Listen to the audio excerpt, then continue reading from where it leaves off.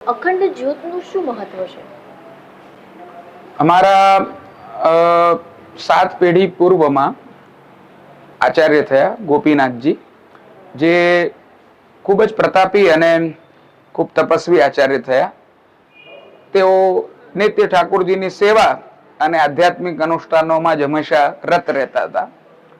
તો એમણે એકવાર અનુષ્ઠાન કર્યું સંજીવની વિદ્યાનું, અમૃત સંજીવની કહેવાય છે. તો એ સંજીવની દ્વારા જે મૃત વ્યક્તિ હોય એને જીવિત કરી શકાય એવી એની તાકાત હોય છે. તો એમનું અનુષ્ઠાન આપશ્રીએ દીપકજી સન્મુખ કર્યો.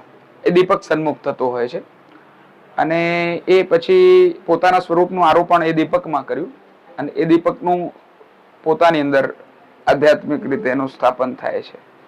પ્રકાર છે આખો. તો એમને સિદ્ધિ પ્રાપ્ત થઈ અમૃત સંજીવની વિદ્યાની. અને જ્યારે એ સિદ્ધિ પ્રાપ્ત થઈ તો કાજલની જગ્યાએ એમાંથી કુમકુમ પ્રકટ થયું.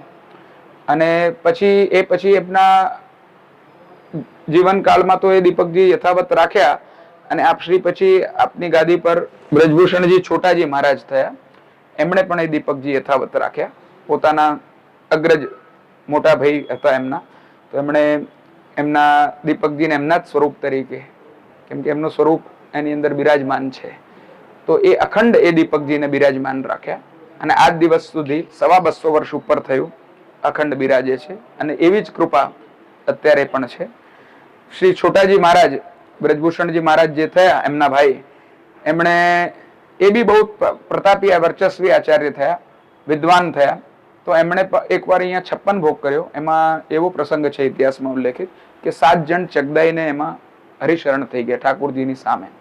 તો ઠાકોરજીના સુખનો વિચાર કરીને છોટાજી મહારાજે ગોપીનાથ દાદાનું સ્મરણ કરીને પોતાના અગ્રજનું અને દીપકજીનું મહાત્મ્ય પ્રકાશિત કર્યું અને સાતેને જીવિત કરી નાખ્યા સંજીવનીનો પ્રકટ પ્રયોગ કરીને. એટલે ત્યારથી અહીંયાની મહત્તા ખૂબ વધી.